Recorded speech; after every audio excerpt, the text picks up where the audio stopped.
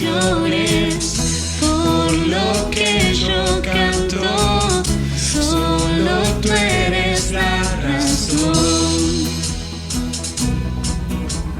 Por siempre cantaré y con todo gritaré, solo a ti, Jesús, mi Rey. No puedo imaginar, cantas solo por cantar, lo que quieres adorar.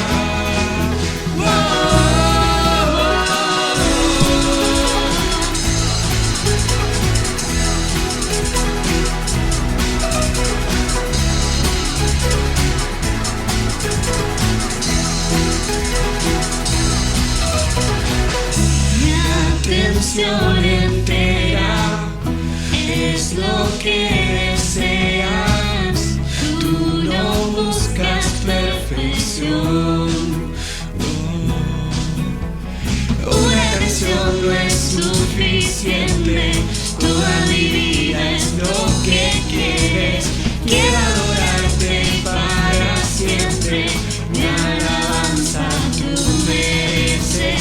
Por siempre cantaré y con todo gritaré, solo a ti, Jesús, mi Rey.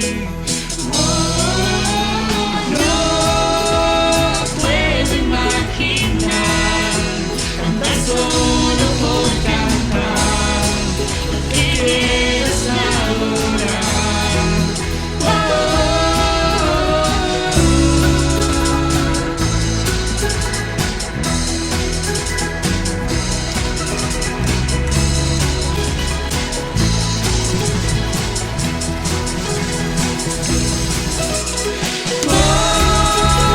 Siempre cantaré y con todo gritaré, solo a ti, Jesús, mi Rey. No puedo imaginar cantar solo por cantar, lo que quieres adorar.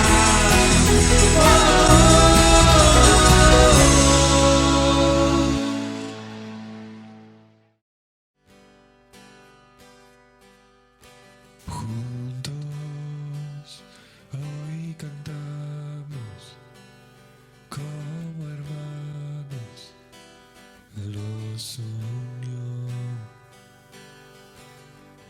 hijos de todo pueblo.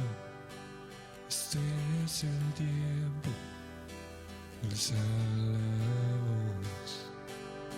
No escucharé al miedo, mi mirada pongo en el cielo. En tu gracia firme estoy, tú me amas tal como soy. Valiente seré, yo sé, mi esperanza está en él.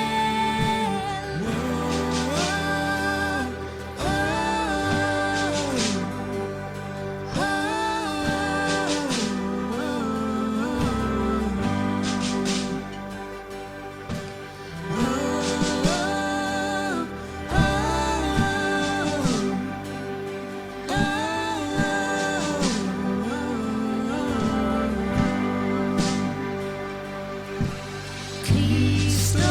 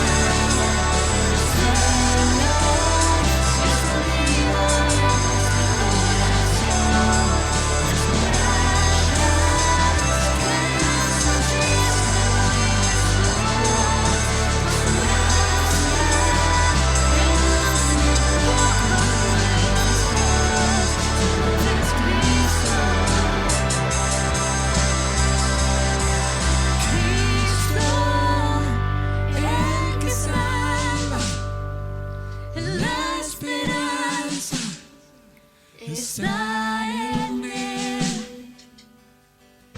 Cristo, luz del cielo, Rey eterno, amigo fiel. Muy buenos días. Quería en esta mañana especial compartir con ustedes 2 versículos, especialmente pensando en este día que se celebra el Día de las Madres.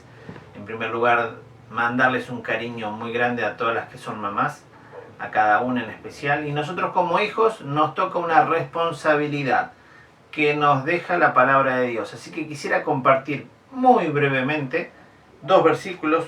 Uno que es un mandamiento. Los 10 mandamientos, hay uno que marca qué tenemos que hacer en cuanto a nuestros papás y a nuestra mamá. Y fíjate que es contundente. Dice Éxodo 20, versículo 12: honra a tu padre y a tu madre, para que tus días se alarguen en la tierra que Jehová tu Dios te da. Es un mandamiento con promesa. Hoy es el Día de las Madres, se festeja el Día de la Familia, pero recordamos especialmente a cada una de las mamás. Aquellos que la tienen, quizás sea el momento oportuno para hacer lo que dice la Biblia: honrar, hablar bien, decir cosas acerca de ellas.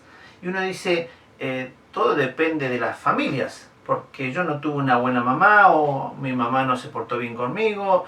Dios no te dice cuál fue la situación particular. Dios te dice algo que vos tenés que hacer y que yo tengo que hacer, que es honrar a nuestros padres. Hoy, como Día de la Madre, te animo a que puedas hacer esto: honrar a tu madre, decir gracias Dios porque me diste la vida por ella, por medio de ella. Así que bueno, una gratitud especial a Dios porque tenemos mamá, o hemos tenido mamá. Y en este día especial decirte lo segundo: Dios también te dice que si no honrás y bendecís a tu mamá, Dios mismo también te va a maldecir. Qué complicado. ¿Por qué? Porque si no haces esto, Dios te dice que no te va a bendecir. Así que anímate a darle gracias a Dios por la mamá que tenés o que tuviste, haya sido buena, no tan buena o mala. Dale gracias a Dios porque hoy vos estás acá disfrutando de la vida porque tuviste una mamá.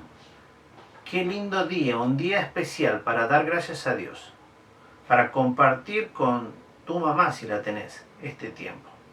Así que anímate a disfrutar este día, un domingo especial, un domingo que se celebra el Día de la Familia, el Día de la Madre, y dale gracias a Dios. Feliz Día de la Madre a todas las mamás que tenemos en la iglesia, que son muchas, que puedan disfrutar este día con sus seres queridos, sus hijos. Quizás la pandemia nos limita y quizás alguno no pueda, pero también que este día sea un día para decir gracias Dios por las bendiciones que nos diste de tener una familia. Feliz día para cada una de las mamás. Nuevamente, que Dios les bendiga. Un saludo de parte mío, de Andrés, para que puedan compartir en familia este tiempo y dar gracias por todo. Ahora vamos a tener el estudio. Andrés va a compartir la palabra de Dios y vamos a juntos estudiar un tiempo lo que Dios quiere decirnos a cada uno en particular. Hola querido amigo, hermano en la fe, en nuestro Señor Jesucristo. Tengas vos un excelente y bendecido día de parte del Dios Todopoderoso. Nuestro estudio de hoy va a ser continuando. Hebreos capítulo 11 es nuestro 6º estudio. Durante todos estos domingos hemos venido analizando el capítulo 11 de Hebreos y encontrando allí todo lo que acerca de la fe Dios nos enseña. Qué importante es la fe. La fe es la convicción de las cosas que no se ve, la certeza de lo que se espera. Qué maravilloso es esto. Hoy vamos a estudiar solo 2 versículos, el versículo 33 y 34. y vamos a encontrar allí 9 experiencias, situaciones de vida, de impacto. Entonces, el título que le hemos puesto a este estudio es La fe que impacta vidas.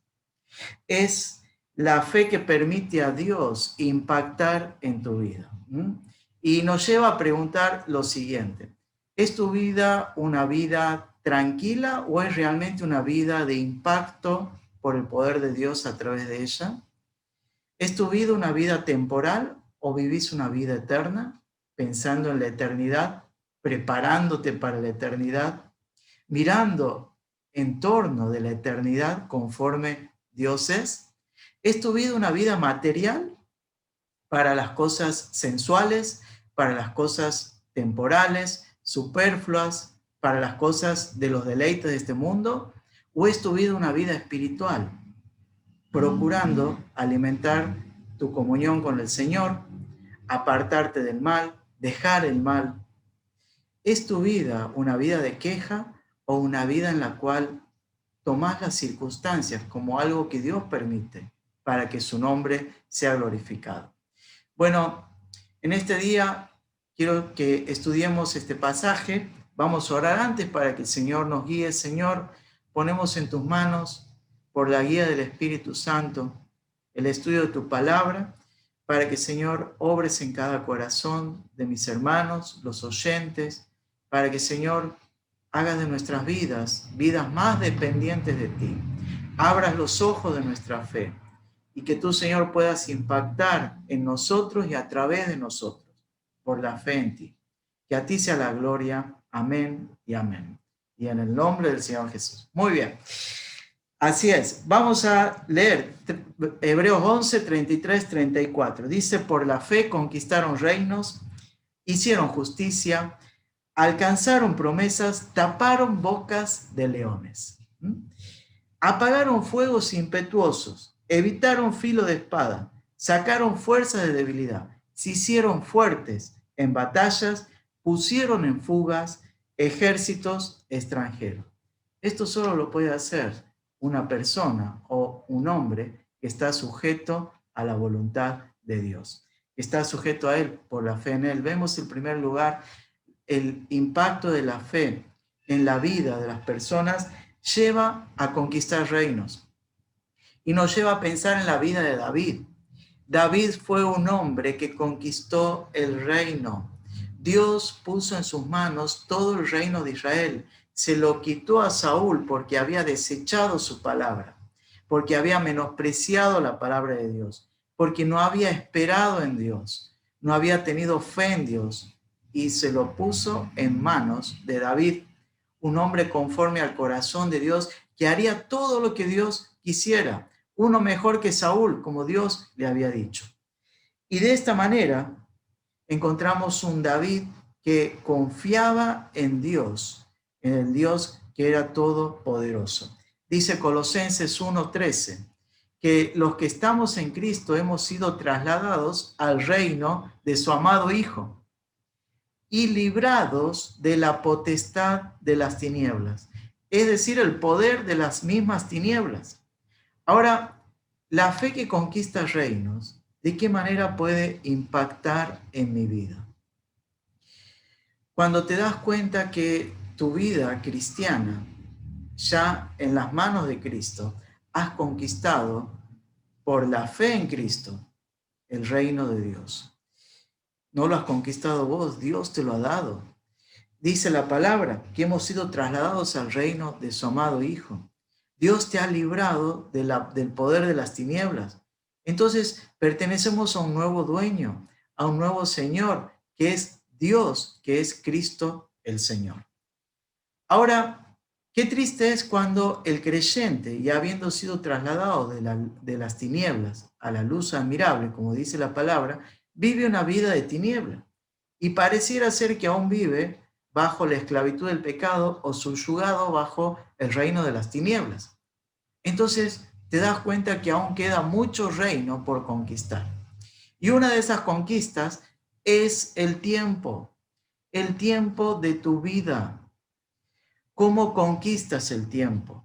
Dice la palabra de Dios, Efesios 5, versículo 15, versículo 16. Anotalos, buscalos. Dice de la siguiente manera, que debemos ser sabios, entendidos de cuál es la buena voluntad de Dios. Dice, no andando como necios, sino como entendidos. También enseña que debemos rescatar el tiempo perdido, redimiendo el tiempo, porque los días son malos. ¿Qué quiere decir esto? El tiempo que ya ha pasado no lo puedo recuperar, no lo puedo rescatar. Pero si vos te posicionas hoy hacia adelante, tenés aún un tiempo de vida que el Señor te permite y te lo da por su gracia, para que lo dediques en la mejor calidad de vida para la gloria de Dios. La fe que puede impactar tu vida en Dios, dejar que Dios impacte tu vida por medio de la fe, es la de que puede llevarte a conquistar ese reino de tiempo que aún te falta vivir y lo vivas para la gloria de Él. ¿Cómo dedicas tu tiempo libre? ¿Cómo ocupas tus prioridades en la vida? ¿Estás dando lugar a tu tiempo de familia a Dios o solo tu familia y Dios afuera? ¿Estás dando lugar a tu tiempo conyugal con tu esposa, solo a vos y tu esposa y Dios afuera, o que Dios también esté incluido? ¿Estás dando lugar a tu tiempo laboral, ya sea de empresario, ya sea de empleado o de profesional, solo al ámbito que circunscribe sin que Dios tenga parte aquí, o dejando que Dios tome sí parte y vaya conquistando cada área y cada labor de tu vida?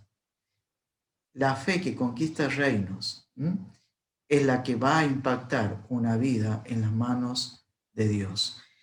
Esto es importante poder vivirlo. Dios puso el reino en las manos de David, uno mejor que Saúl, uno que haría conforme al corazón de Dios. Seguimos viendo y encontramos por la fe hicieron justicia. Y esto me lleva a pensar en Samuel, que también lo habíamos visto en el domingo que estudiamos la última vez. Samuel juzgó todo Israel durante toda su vida. ¿Qué significa? Que lo gobernó. Y lo gobernó, lo juzgó bajo la autoridad de Dios.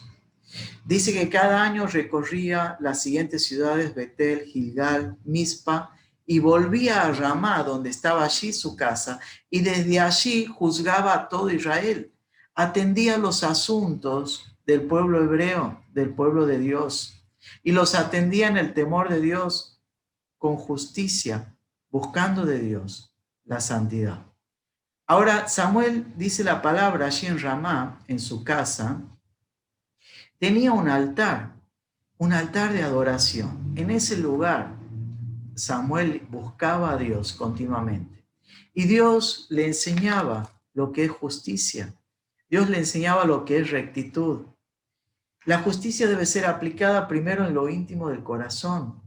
Entonces la fe que puede impactar mi vida, la fe en Dios que puede impactar mi vida, es una fe que me va a llevar a ser justo y recto delante de Dios en el tiempo de comunión personal que tengas con Él.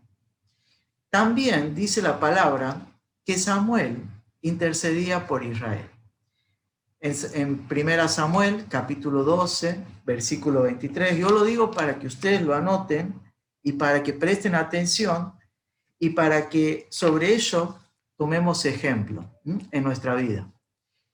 Dice la palabra en aquel precioso texto que Samuel rogaba a Dios por Israel.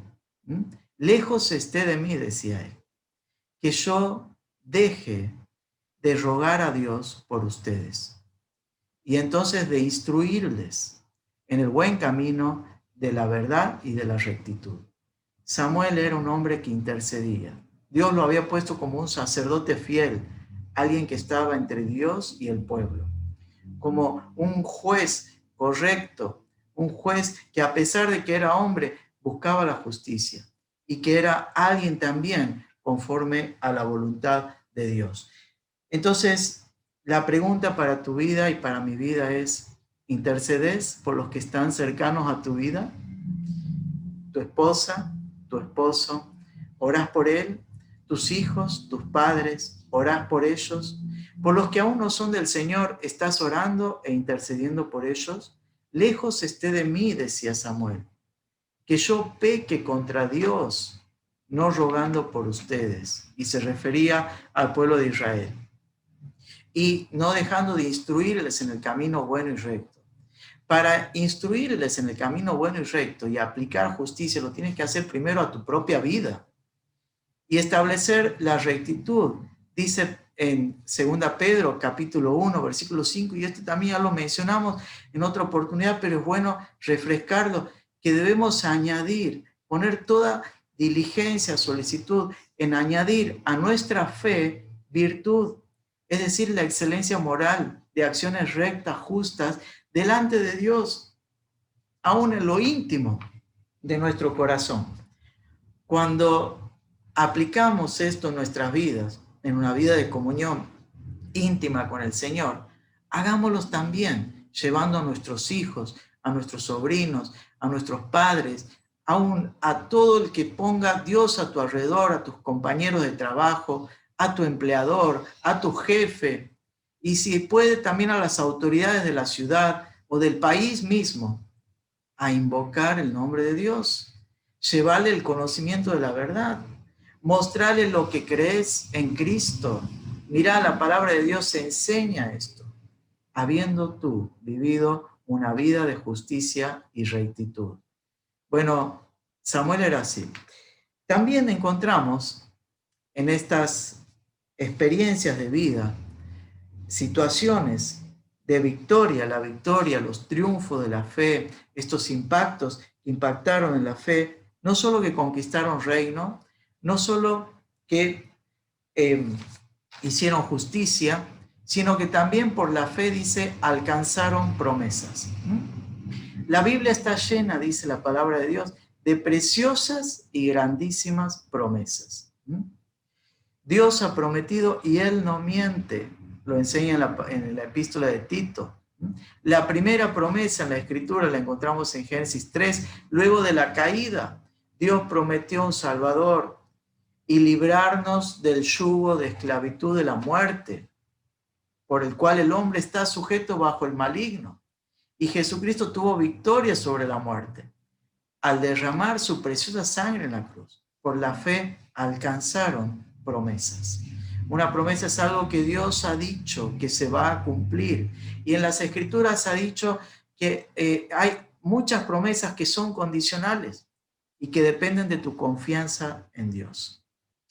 Si tu confianza en Dios es de una entrega, de un descanso en Él, de un refugio en Él, de una confianza en Él, de una obediencia a Él, entonces quédate tranquilo que Él va a llevar a cabo sus promesas. La última promesa que tenemos en la Escritura es: ciertamente vengo en breve. He aquí, yo vengo pronto. Y esta es una promesa que vamos a alcanzar como iglesia de Cristo, de esperar la venida del Señor y de saber que el Señor viene pronto. Esta es una realidad. Entonces, si confiamos en esta promesa y la alcanzamos, ya sea que pasemos en la eternidad por medio de la muerte o por medio de la venida de Cristo, cualquiera sea la manera, ganamos porque esto es ganancia. Entonces, qué maravilloso es que Dios nos dejó todo este recurso de revelación. Ahora, ¿cuánto de sus promesas hay en tu corazón? John Bushan, un predicador del siglo XVII, decía que el camino de la vida está tan llena de las promesas de Dios que es imposible dar un paso sin pisar una de ellas.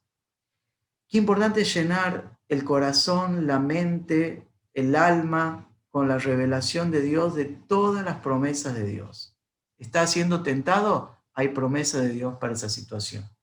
¿Pasas una situación de angustia? Hay promesa de Dios. ¿Pasas una situación de enfermedad? Hay promesa de Dios. ¿Has perdido un ser querido o estás pronto a la muerte? Hay promesa de Dios. Dios tiene promesas maravillosas y preciosas que fortalecen la fe y que puedes alcanzarla e impactar no solo tu vida, sino la vida de los que te rodean, para que el nombre de Dios sea glorificado. Llena tu corazón de todas las promesas de Dios. Deuteronomio, capítulo 31, versículo 8, Moisés le decía a Josué, dándole las últimas indicaciones, lo siguiente de parte de Jehová. Jehová es el que va delante de ti. No te va a desamparar. Él va a estar contigo. No te intimides. Y dice, y no tengas miedo. No te dejará. Jehová es el que va delante de ti. ¿Te falta dirección en la vida? ¿Estás viviendo con turbación? ¿Estás perturbado, confuso? ¿No sabes para dónde ir? Bueno, busca al Señor. Preciosas y grandísimas promesas. Una de las promesas maravillosas que tenemos en las Escrituras es que el que oye mi palabra, dijo el Señor Jesús, San Juan 5:24, y crea al que me envió, tiene vida eterna y no vendrá a condenación, sino que ha pasado de muerte a vida. Precioso es el Señor, dice la cuarta situación y experiencia y triunfo de la fe que encontramos en el versículo 33, por la fe taparon bocas de leones. Cuando encontramos esta expresión acerca de la fe, recordamos la vida de Sansón, de David, de Daniel, que estuvieron expuestos a leones. Sansón, al comienzo de su vida, en la cual se demostraba su fuerza por el Espíritu de Dios, mató un cachorro de león, con sus manos, despedazándolo como si fuera un cabrito. David demostraba esta habilidad, cómo Dios lo ayudaba para librar sus ovejas, a las cuales pastoreaba, cuando un león o un oso se las arrebataba. Daniel mismo, cuando en ningún momento dejó de pedir a Dios, al Dios Altísimo, por aquel edicto del rey Darío que había firmado que cualquiera que pidiese a cualquiera Dios que no sea el rey, sea echado al foso de los leones. Daniel abría sus ventanas y oraba al Señor, no se escondía y oraba públicamente, tarde, mañana, noche, como lo solía hacer cada día. Y esto fue una situación para que aquellos sátrapas, los gobernantes, le acusaran y le pusieran y confrontaran delante del rey, y el rey no tuviera más que decir, bueno, échenlo en los fosos de los leones. Con mucho dolor el rey lo hacía, pero a la mañana siguiente el rey es el primero que se acercó, no había dormido en toda la noche, y decía, Daniel, el Señor a quien sirves, ¿te ha podido librar de la mano, de la boca de los leones? Sí, oh rey, aquí estoy. El Señor me ha librado de la boca de los leones. Ningún daño me han hecho. Y sabe el Señor que he sido recto delante de él y que a ti no te he hecho ningún mal. Qué maravilloso es el Señor. Ahora, ¿de qué me habla esto? De la boca del león. Una situación extrema. Cuando la autoridad toma su poder. En las Escrituras leemos de Satanás que anda como león rugiente. Un león rugiente es alguien que ruge para marcar su territorio. Y hasta donde vos escuches el rugido de ese león, te está indicando, tené cuidado porque este territorio es mío, y si te llego a ver, te aseguro que te devoro. Y no voy a perdonar absolutamente nada. Marca el territorio. Bueno, esto es lo que hace la boca del león, Satanás mismo. El apóstol Pablo, en la última epístola que escribía a su hijo espiritual, Timoteo, 1 Timoteo 4:12, y el Señor me ha librado de la boca del león. ¿A qué se estaba refiriendo? No se estaba refiriendo al Coliseo, todavía no estaba terminado. Se estaba refiriendo al mismo Nerón, el emperador romano. En su primera defensa, dice Pablo, ninguno estuvo conmigo, pero el Señor me dio fuerzas y estuvo a mi lado. Y por mí, dice Pablo, pudo ser cumplida la predicación del mensaje del Señor. El apóstol Pablo no cayó ante la boca del león, que le impedía, si vos sigues predicando en nombre de Cristo, te voy a poner preso y te voy a mandar a matar. En su primera defensa, Pablo dio testimonio de su vida predicó a Cristo ante la corte más alta de todo el mundo conocido en ese entonces, la de Nerón, la de los Césares, los tribunales más importantes de ese entonces. Allí estaba Pablo predicando, cumpliendo la voluntad de Dios, cumpliendo la predicación que Dios le había encomendado. Y tenía este gozo: el Señor me ha librado de la boca del león. ¿Qué significaba la boca del león? Pablo, cállate, porque aquí mando yo. El león rugiente. Pablo, hace silencio, no hables. Guarda la boca, no hables. Cerrá la boca, porque aquí mando yo y yo soy el Señor.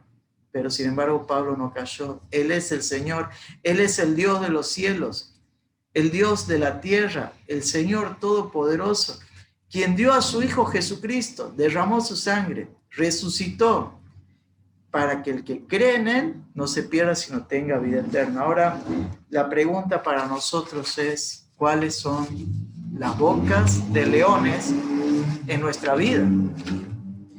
Aquella autoridad o dominio, o el que quiere imponer un dominio e impedirte hablar en nombre de Cristo.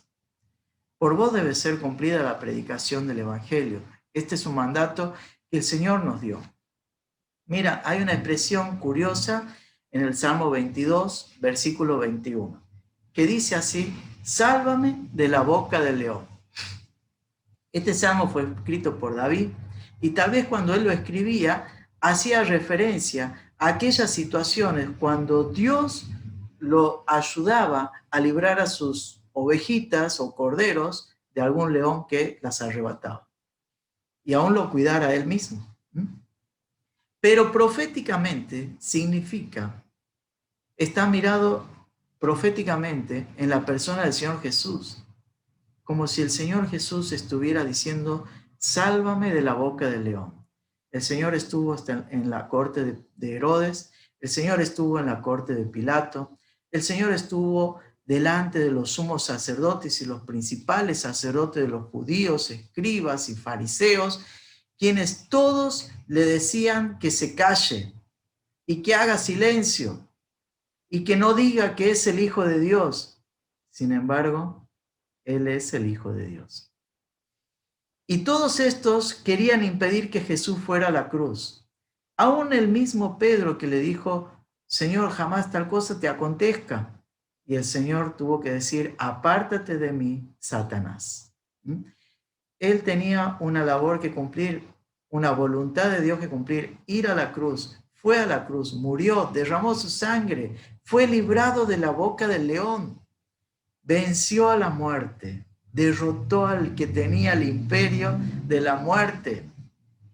La boca del león no tuvo poder sobre la vida de Jesucristo ni sobre la preciosa sangre de Jesucristo, la cual fue derramada para salvación nuestra.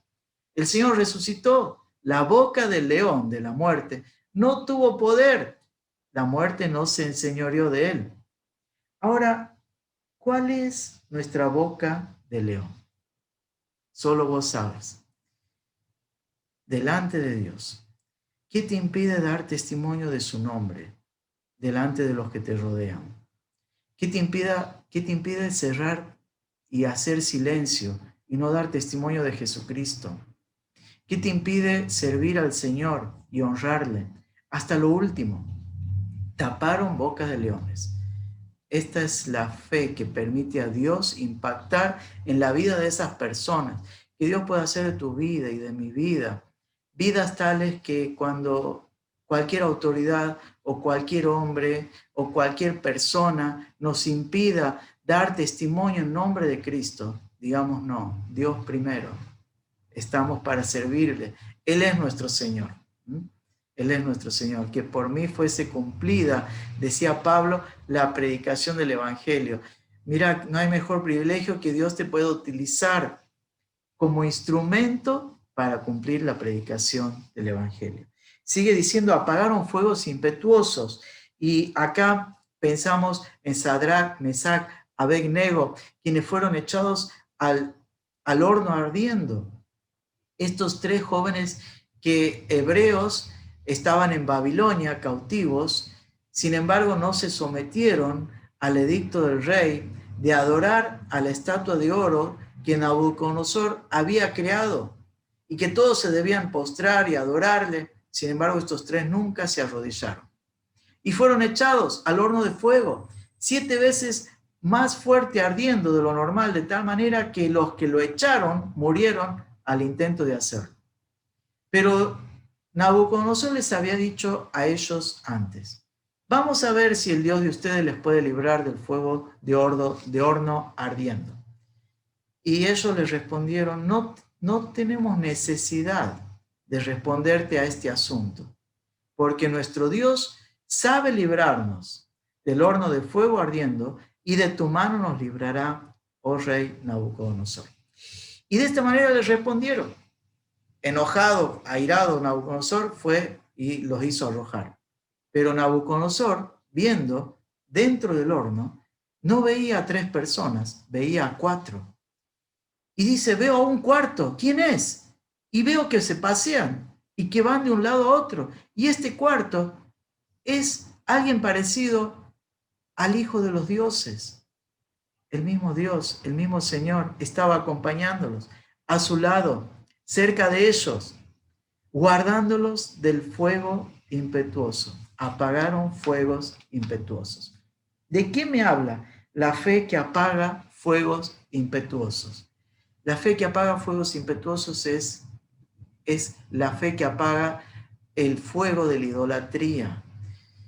Así como estos hombres no se arrodillaron ante Nabucodonosor ni ante su estatua de oro, de ninguna manera el creyente en Cristo que realmente va a impactar con su vida o que Dios va a impactar en su vida por su fe en Él, esto lo mejor dicho, se va a arrodillar ante alguna autoridad que no sea Dios.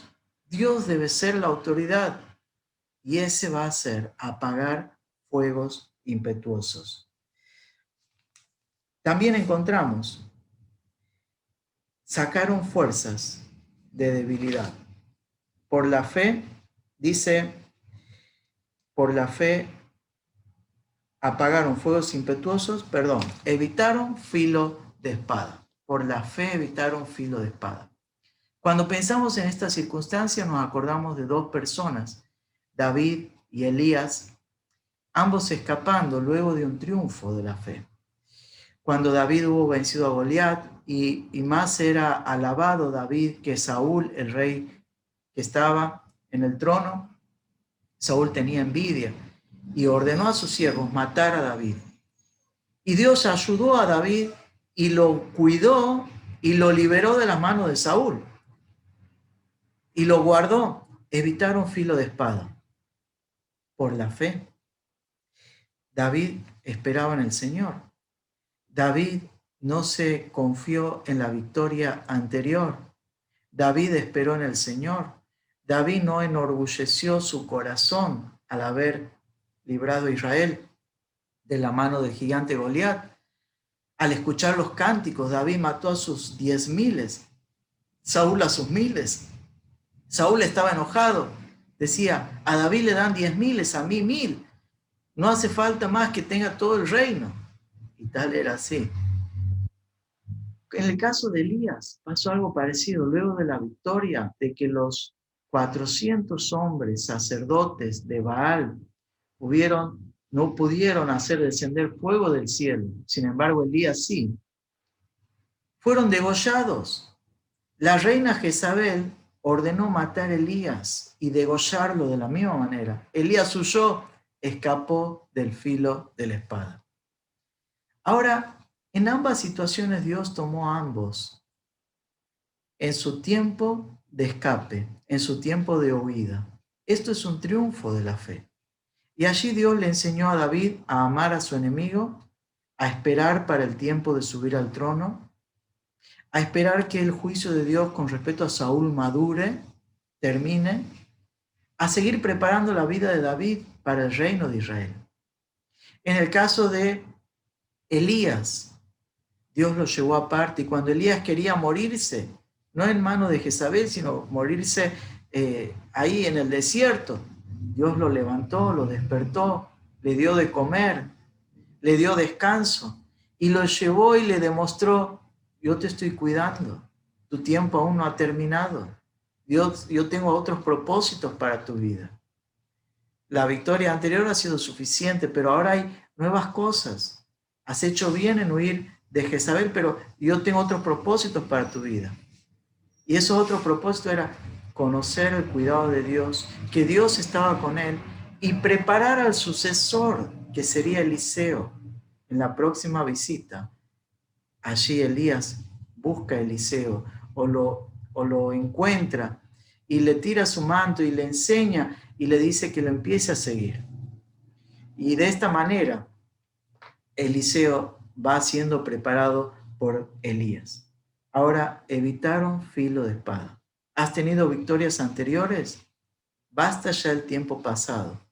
Dice la palabra, olvidando ciertamente lo que queda atrás, decía la palabra en la boca de Pablo, extendiéndome a lo que está adelante. Prosigo a ese premio, quiero alcanzar ese premio que Dios me ha dado. Las victorias pasadas, gloria al Señor. Ahora mira hacia adelante, pero seguí en humildad, en dependencia del Señor. La fe que evita el filo de espada. De haber mantenido a estos hombres en su orgullo, en su soberbia, por la victoria que Dios les dio, les hubiera ido muy mal. Y tal vez hubieran caído al filo de espada. Dice, por la fe sacaron fuerzas de debilidad. Y encontramos al apóstol Pablo en la prisión. Cómo allí Dios sacaba fuerzas de debilidad. Aquel hombre que recorría el mundo invocando el nombre de Cristo, ahora estaba bajo rejas, en prisión. Sin embargo, en la prisión dice la palabra en Filipenses capítulo 1, versículo 14, que los creyentes de Filipos, al oír que Pablo estaba preso, cobraron más confianza en el Señor y ánimo para hablar sin temor el mensaje del Señor. ¿No te das cuenta que sacaron fuerzas de debilidad? También en otro pasaje, cuando Pablo le escribe a Filemón, en la epístola a Filemón, le dice a Onésimo, que era un esclavo compañero de prisión, dice, engendré en mis prisiones. Pablo predicaba el evangelio aún en la prisión y se convirtió en Onésimo. Ahora, la obra de Dios era fortalecida aún en la debilidad del apóstol Pablo. Él entendió, cuando soy débil, entonces soy fuerte. Bástate mi gracia, entendió Pablo. Volviendo a la historia de John Bunyan, el predicador inglés, en 2 oportunidades estuvo preso por predicar públicamente. En la primera durante 2 años, y mientras estuvo durante esos 2 años escribió muchos libros y folletos que edificaban a la iglesia de Cristo y las personas escuchaban el mensaje de Dios. Luego, cuando fue liberado y cuando fue vuelto a ser preso, a estar preso, él decía, se ve que hace mucho tiempo que no escribía. ¿Y cómo veía esa prisión? No como una tragedia, sino que él decía, esta prisión entonces va a ser como una oficina en la cual me seguiría permitiendo escribir mensajes para que todo el mundo conozca que el Señor es el Salvador del mundo, conozca a Cristo. Y allí escribió la novela El progreso del peregrino. Bueno, las circunstancias de sacar fuerza de debilidad. ¿Estás viviendo una debilidad, una enfermedad? ¿No tolerás la situación del aislamiento obligatorio? ¿Estás harto de la economía? ¿Estás harto del país? ¿Estás harto de tal vez un cuerpo enfermo? ¿Tu cuerpo? Bueno, empezá a mirar más arriba. Arrodillate al Señor. Pedí perdón de tus quejas y decir, Señor, en estas circunstancias de debilidad, mostrame la oportunidad de darte gloria y de, con tu poder y con tu fuerza, otros puedan creer en ti y tú puedas hacer a través de mí, de mi vida, poder ser un instrumento en el cual la predicación sea cumplida. Muy bien, sacaron fuerzas de debilidad. Dice el siguiente, se hicieron fuertes en batalla, ya nos quedan 2 y terminamos. se hicieron fuertes en batalla, Jonatán y su escudero. ¿Qué pasaba aquí? Jonatán y su escudero. Comenzaba el rey Saúl, su reino, y los filisteos eran una gran potencia. Y habían puesto a Israel en una situación de guerra. Pero, ¿qué pasaba? Dice que salió Saúl con sus ejércitos contra los filisteos, pero estos eran mayores en número. Los filisteos tenían 30.000 carros, tenían 6.000 hombres de a caballo, y mucho pueblo, dice que era como la arena del mar. ¿Y cuántos tenía Saúl? Solo 600 hombres. Entonces estaban escondidos en cuevas, en peñascos de los filisteos. Sin embargo, Jonatán, con su escudero, tenía Jonatán una fe distinta en Dios. Jonatán le dice a Dios, Jonatán le dice a su escudero, para Dios es lo mismo, salvar con muchos o con pocos. Esta historia la vas a encontrar en 1 Samuel capítulo 14. Y en el versículo 6 dice eso. Para Dios es lo mismo, salvar con muchos o con pocos. Así que vayamos, nosotros dos, no le digamos a nadie. Y fueron ellos dos para con los filisteos. Y cuando Jonatán iba subiendo por el peñasco, dice que los filisteos los iban atacando y los que caían por su mano, luego el escudero los terminaba matando. Y Dios le dio la victoria allí y venció a 20 personas. Pero ¿qué sucedió luego? Porque Dios le había confirmado la batalla, que esto era de Dios, que hubo un terremoto. Y la confusión fue tal que los filisteos volvieron sus espadas contra sus propios compañeros. El ejército quedó reducido en nada. Se hicieron fuertes en batalla. Los israelitas no tenían armas, no tenían herreros. Afilar un hacha, afilar una reja de arado, costaba entre 8 gramos de plata y 4 gramos de plata. Era muy caro, era inaccesible. No tenían armas, tenían sus rejas de arado, tenían sus hachas, tenían sus picos, instrumentos de la agricultura. Pero lo otro era un imperio militar. Se hicieron fuertes en batalla. Ahora, ¿a qué me lleva a pensar esto? Que Dios puede impactar en tu vida con los pocos recursos que tenés.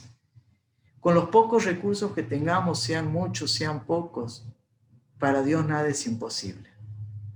¿Te faltan herramientas? Tal vez no tienes celular, no tienes notebook, tal vez no tienes internet, tal vez no tienes alguna preparación en el mundo, no tienes título, tal vez no conoces oficio, tal vez no tengas recursos materiales, etc. Dios usa lo más débil del mundo, lo más pobre del mundo, para demostrar su poder y su grandeza. Para Dios es lo mismo, salvar con pocos o con muchos. El que se cree tener mucho no puede hacer nada si Dios no está adelante de él. Por último dice lo siguiente, pusieron en fuga ejércitos extranjeros. En el tiempo de Eliseo, esta historia la vas a encontrar en 2 Reyes, capítulo 6. Los sirios hicieron guerra contra Israel. Y todo lo que el rey Aram de Siria hacía planes en lo secreto, Dios se lo hacía saber a Eliseo, y Eliseo le decía al rey de Israel en Samaria, no vayas a tal lugar porque te vas a encontrar con los sirios. De esta manera frustraba los planes del rey sirio una tras vez, al punto que el rey sirio pensó que tenía una espía entre su ejército, entre sus militares. Y le dijo, ustedes me están traicionando, ¿quién de ustedes es el que está avisando? Pero ellos le dijeron, no, mi señor, todo lo que vos hagas en la cámara secreta, hables en secreto, Eliseo lo va a saber y le avisa al rey de Israel. Entonces lo que hizo este rey fue directamente ir contra Eliseo. ¿Dónde está Eliseo? Está en una ciudad llamada Dotán. Fue con todo el ejército, un ejército potente. Cuando llegó, sitiaron la ciudad y el criado de Eliseo se levantó al día siguiente, cuando vio todo ese ejército espantado, preguntaba, ¿qué haremos? Entonces Eliseo le dice, no tengas miedo. Y oró a Dios y le dijo, Señor, haz que mi criado abra los ojos. Y le dice, más son los que están con nosotros que los que están con ellos. Nunca te olvides de esta preciosa expresión de la Biblia, una expresión de verdadera fe que la puedes aplicar en tu vida. Segunda Reyes 6:16. Más son los que están con nosotros que los que están con ellos. ¿Y qué significa esto? Que si Dios es por nosotros, ¿quién contra nosotros? Cuando Dios abrió los ojos de la fe a su criado, los ojos espirituales, pudo ver todos los ejércitos invisibles en los montes de parte de Dios y carros de fuego que estaban a favor de Israel. Y el ejército sirio comenzó y vino a atacar, pero Eliseo oró a Dios y le dijo, Señor, hiérelos con ceguera. Fueron heridos con ceguera y los hombres fueron turbados, angustiados, pensaban que estaban derrotados, pero Eliseo los comenzó a guiar y los llevó a Samaria. Y cuando los llevó ante el rey Samaria, el ejército enemigo, el rey de Israel le dijo, ¿qué voy a hacer? ¿Los voy a matar? No, no los mates, dales pan y agua. Y el rey les preparó una gran comida y los devolvió a sus tierras. Y ellos se fueron y dice la palabra que nunca más intentaron invadir Israel, intervenir en las tierras de Israel. Ahora, pusieron en fuga ejércitos extranjeros. Acá encontramos la fe del aquel que está sujeto a Dios. Dios abre sus ojos y le hace ver que más es con el que está con él que con el enemigo. Cuando las autoridades de este mundo, cuando los señores de este mundo, cuando el príncipe de la potestad del aire, el cual es Satanás, se opongan a la fe cristiana, como hoy lo están haciendo, pero llega el punto que nos sigan impidiendo anunciar el nombre de Cristo, predicar el nombre de Cristo. ¿Qué tenemos que hacer? Lo que dice Santiago, capítulo 4, versículo 7. Someternos a Dios, resistir al diablo, y él va a huir de nosotros. Pusieron en fuga ejércitos extranjeros. Él va a huir de nosotros. El poder de este mundo, el príncipe de la potestad del aire, es menor, no tiene poder, porque Dios es mucho más poderoso. Si Dios es por nosotros, ¿quién contra nosotros? Romanos 8:31.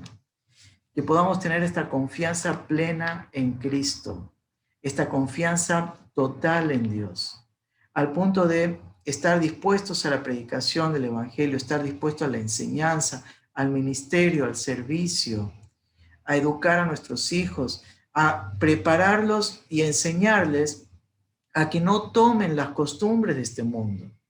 De ninguna manera, enseñarles que lo que es pecado, enseñarles aquello que a Dios no le agrada, enseñarles las verdades de Dios, enseñarles que en Cristo hay perdón y vida eterna, enseñarles que en el mundo van a encontrar toda la sensualidad, la sexualidad, la perversión sexual, con todas las denominaciones que existen. Tenemos que enseñarles y mostrarles la verdad, porque allí está la luz. Si conocieren la verdad y permanecieran en la palabra, esa verdad nos va a hacer libres, dice la palabra de Dios. En Él hay victoria, en Él hay victoria. Que el Señor te bendiga ricamente y podamos seguir meditando y ser personas en las cuales Dios pueda obrar totalmente en nosotros, cuando cada día más vayamos entregándonos a Él más y más por la fe en Él. El Señor te bendiga mucho y si Él no viene antes, nos vemos en la próxima. Muchas gracias.